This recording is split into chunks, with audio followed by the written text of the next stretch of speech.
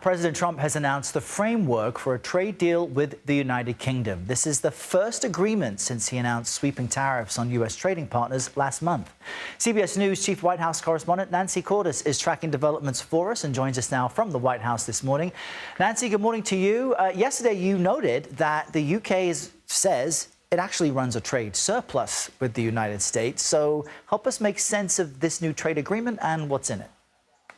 Good morning, Errol. Well, the first thing to note is that this is a preliminary agreement. There are still a lot of details to be worked out in the weeks ahead. In fact, the UK Prime Minister said at one point yesterday the tariffs on steel and aluminum are going away. And then the U.S. Commerce Secretary said, oh, no, they're not. They're staying in place. And so we are still at the early stages of this agreement. But what we do know is that the 10% tariff that the U.S. imposed on British goods and most goods around the world last month, that is going to stay in place, according to the president.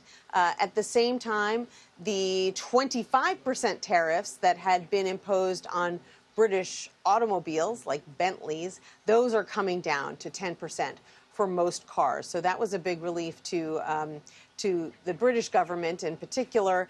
And we are told that this deal will also involve opening up the British market to more U.S. beef and ethanol and agricultural products.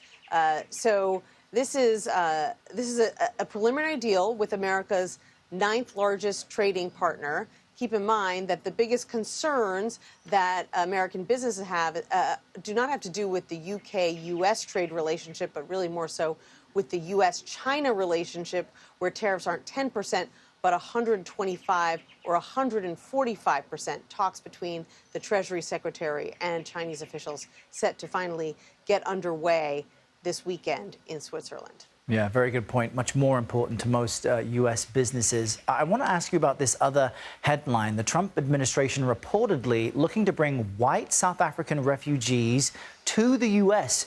next week, the Afrikaners. And this is seemingly at odds with other immigration policies of this administration. What do we know about why they're making this decision? Yes, this is being reported by the New York Times, which says that the first group of South Afrikaner refugees will be flying here to the United States next week.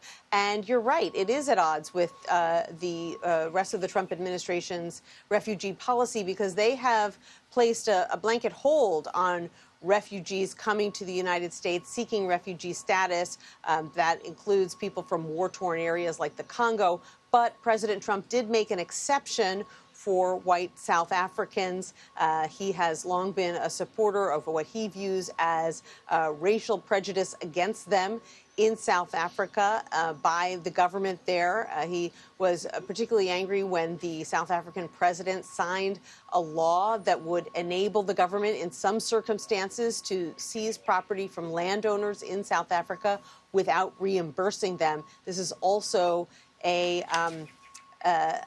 cause that has been championed by his close political ally, Elon Musk, who is originally from South Africa. But there's no question that this is a move that is going to come under some criticism from Democrats, who say that there are many needy people all over the world of various races who need protection of the United States, not just South Africans. All right, Nancy Cordes with all the latest for us at the White House. Nancy, thank you. You got